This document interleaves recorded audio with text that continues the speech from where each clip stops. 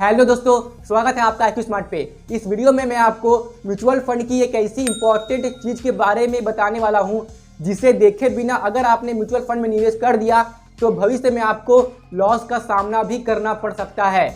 इसलिए अगर आप अपने इन्वेस्टमेंट पे लॉन्ग टर्म में लॉस नहीं चाहते हैं, इसलिए म्यूचुअल फंड की उस चीज़ को देखना बहुत ही ज़रूरी है जो मैं इस वीडियो में आपको बताने वाला हूं। इसलिए वीडियो आपके लिए बहुत ही इंपॉर्टेंट साबित होने वाली है। इस वीडियो के खत्म होने के बाद आपको कैसी म्यूचुअल फंड सिलेक्ट करनी है, इस चीज़ में आप और भी माहिर बन जाओगे। इसलिए इस वीडियो को पूरा अंत तक बिना स्किप किए अच्छे से देखना आपके लिए बहुत ही ज़रूरी है। तो फिर शुभ कार्य में देरी क्यों, आइए शुरू करते हैं।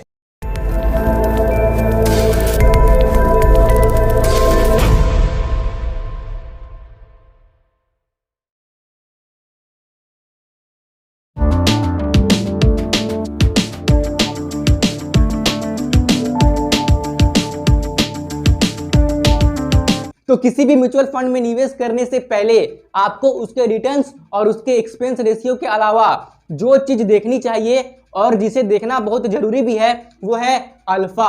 अब ये अल्फा क्या होता है, इसे समझने से पहले आपको समझना होगा बेंचमार्क को। अब ये बेंचमार्क क्या होता है, देखिए किसी भी म्यूचुअल फंड का अपना एक बेंचमार्क होता है। हर म्यूचुअल फंड का अपना एक बेंचमार्क तो होता ही है। हाँ, तो बेंचमार्क से क्या किया जाता है कि म्यूचुअल फंड के रिटर्न्स कंपेयर किए जाते हैं, तुलना किए जाते हैं, ये देखने के लिए कि आपने जिस म्यूचुअल फंड में निवेश किया है उस म्यूचुअल फंड ने अपने बेंचमार्क के कंपैरिजन में कितना अधिक या कम रिटर्न्स दिया है। अब ये बेंचमार्क निफ्टी आईटी हो सकता है, निफ्टी फार्मा हो सकता है, निफ्टी 100 हो सकता है, निफ्टी 150 हो सकता है, या फिर निफ्टी मिड कैप 100 150 कुछ इस तरीके से भी हो सकता है। अब इस म्यूचुअल फंड का क्या बेंचमार्क है यह आपको आराम से देखने को मिल जाएगा और वो आपको कैसे दिखेगा मैं आपको दिखाऊंगा, ठीक है। अब जैसे कि मान लीजिए कि आईक्यू स्मार्ट म्यूचुअल फंड नाम का कोई म्यूचुअल फंड है, ठीक है। ये बस मैं आपको एग्जांपल दे के समझा रहा हूं जिससे कि आपको ये टॉपिक अच्छे से समझ में आ सके और इसका यूज करके आप अपने म्यूचुअल फंड को अच्छे से सिलेक्ट कर सके, ठीक है। तो आईक्यू स्मार्ट म्यूचुअल फंड मैंने एग्जांपल के तौर पे लिया है जिसका रिटर्न उसके बेंचमार्क से ज्यादा होना चाहिए। अगर मेरे चुने गए म्यूचुअल फंड का रिटर्न उसके बेंचमार्क से ज्यादा होता है तो ही मैं इस म्यूचुअल फंड में निवेश करना पसंद करूंगा, ठीक है ना। तो आइए पहले हम रिटर्न्स को कंपेयर करते हैं। इस तरफ मैंने लिखा है टाइम और रिटर्न्स मेरे म्यूचुअल फंड का और इस तरफ मैंने लिखा है मेरे म्यूचुअल फंड का बेंचमार्क का रिटर्न्स। तो मैं तुलना करके देख लेता हूं, ठीक है ना। तो पहले साल में मेरे म्यूचुअल फंड ने रिटर्न दिया है 48.3%, जबकि इस म्यूचुअल फंड के इस बेंचमार्क ने रिटर्न दिया है 16.73%। दूसरे साल में मेरे आईक्यू स्मार्ट म्यूचुअल फंड ने रिटर्न दिया है 55.37%, जबकि दूसरे साल में इस म्यूचुअल फंड के बेंचमार्क ने रिटर्न दिया है 25%। तीसरे साल में मेरे आईक्यू स्मार्ट म्यूचुअल फंड ने रिटर्न दिया है 33.37%, जबकि इस म्यूचुअल फंड के बेंचमार्क ने रिटर्न दिया है 17.2%। फिर पांचवें साल यानी कि 5 साल में मेरे आईक्यू स्मार्ट म्यूचुअल फंड की जो रिटर्न बन रही है वो बन रही है 30.33%, जबकि इसके बेंचमार्क रिटर्न बन रही है 12%। यहाँ पे आप इस बात का ध्यान दीजिए, जैसे कि मैं यहाँ लिख रहा हूँ 5 ईयर रिटर्न इतना, 3 ईयर रिटर्न इतना, तो इसका मतलब ये नहीं है कि केवल 3 सालों में इतना ही रिटर्न मिला है। ये एक एवरेज रिटर्न होता है।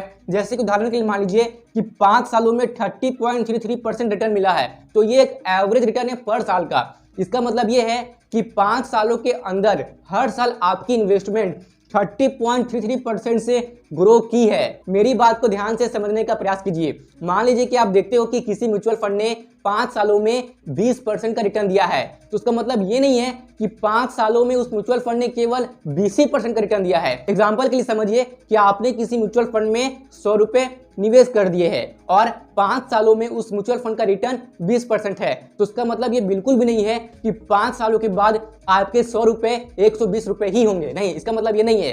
5 सालों का रिटर्न मतलब ये है CAGR रिटर्न, यानी कि उस म्यूचुअल फंड का रिटर्न अगर 5 सालों का 20% है तो उसका मतलब ये है कि इस म्यूचुअल फंड ने हर साल अपने इन्वेस्टर्स के पैसे को 20% के रेट से बढ़ाया है। उम्मीद है कि मेरी कही गई बात आपके समझ में आ गई होगी। अगर आपको डाउट है तो आप कमेंट बॉक्स में पूछ सकते हैं, ठीक है ना। और आप यहाँ पे देख सकते हैं कि आईक्यू स्मार्ट म्यूचुअल फंड ने अपने बेंचमार्क से ज़्यादा ही रिटर्न दिया है, चाहे वो पहले साल में हो, दूसरे साल में हो, तीसरे साल में हो या 5वें साल में हो। तो इस केस में ये एक बहुत ही पॉजिटिव सिग्नल है इस म्यूचुअल फंड में निवेश करने के लिए। अब आप अल्फा को समझ लीजिए। तो अल्फा का सिंपल में और सरल भाषा में यही मतलब होगा कि अल्फा हम सबको ये बताता है कि किसी भी म्यूचुअल फंड ने अपने बेंचमार्क से कितना % अधिक रिटर्न दिया है, यानी कि किसी भी म्यूचुअल फंड ने अपने बेंचमार्क को कितना % से पीछे छोड़ा है। तो अगर किसी भी म्यूचुअल फंड का अल्फा 2 से ज्यादा होता है तो इसका मतलब ये है कि उस म्यूचुअल फंड ने अपने बेंचमार्क के रिटर्न्स को 2% से पीछे छोड़ा है, यानी कि उस म्यूचुअल फंड के रिटर्न्स अपने बेंचमार्क से 2% ज्यादा है।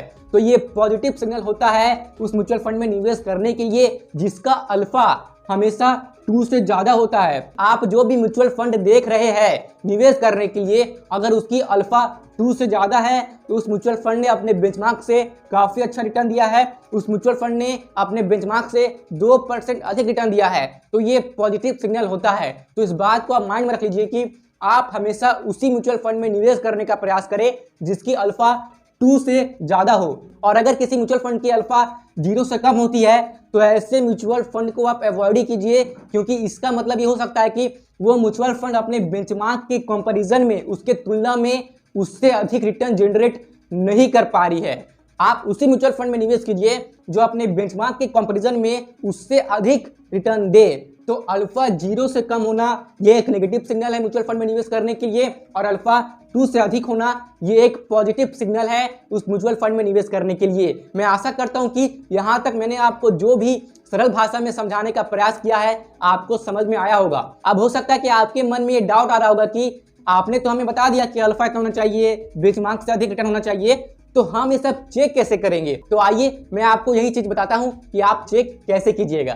तो एग्जांपल के लिए आपको समझाने के पर्पस से मैंने उदाहरण के तौर पे जो म्यूचुअल फंड लिया है वो है Nippon India index S&P BSE Sensex direct growth. ये बस एग्जांपल के तौर पे है और इंफॉर्मेशनल और नॉलेज पर्पस के लिए है, कोई रिकमेंडेशन नहीं है। तो यहाँ पे मैं ऊपर करता हूँ तो देखता हूँ इस म्यूचुअल फंड का रिटर्न 3 साल का 27.97% है, यानी कि 28% है, ठीक है ना। इस फंड की एज 10 साल से अधिक हो चुकी है, जबकि इस फंड का एक्सपेंस रेशियो 0.15% है, जो कि ठीक ठाक है, ठीक है ना। अब मैं अगर आगे जाता हूं तो मैं यहाँ पे देखता हूं कि इस म्यूचुअल फंड की जो अल्फा है 3 सालों की वो नेगेटिव में है -0.27%, यानी कि इसकी अल्फा तो नेगेटिव में है। अब आइए इसके रिटर्न को कंपेयर करके देखते हैं इसके बेंचमार्क से कि कैसे इस म्यूचुअल फंड ने अपने बेंचमार्क के अकॉर्डिंग रिटर्न जनरेट किए हैं, कम या ज्यादा। तो यहाँ पे मैं आ गया हूँ मनी कंट्रोल की वेबसाइट पे। यहाँ पे आप देख सकते हैं कि Nippon India index fund direct plan S&P BSE Sensex plan growth, ठीक है ना। इसकी NAV आप यहाँ पे देख सकते हैं 32.8812 पर चल रही है, ठीक है ना। अब यहाँ पे जो इसकी मतलब बेंचमार्क है वो है S&P BSE सेंसेक्स TRI, ठीक है ना। तो यहाँ पे आप कंपेयर कर सकते हैं, ठीक है। और यहाँ पे कैटेगरी एवरेज भी है। देखिए जो भी म्यूचुअल फंड होती है ना तो उसी कैटेगरी की कई सारी म्यूचुअल फंड होती है, तो वो सारे म्यूचुअल फंड की जो एवरेज रिटर्न है ना उसे हम कहते हैं कैटेगरी एवरेज। तो आप जिस भी म्यूचुअल फंड में निवेश कर रहे हो ना उसकी रिटर्न अपने कैटेगरी एवरेज से ज़्यादा होना पॉजिटिव सिग्नल होता है। तो इस स्कीम की जो 1 साल की रिटर्न है मैं यहाँ पे देख सकता हूँ 16.35% है, जबकि इसकी कैटेगरी एवरेज 14.08% है।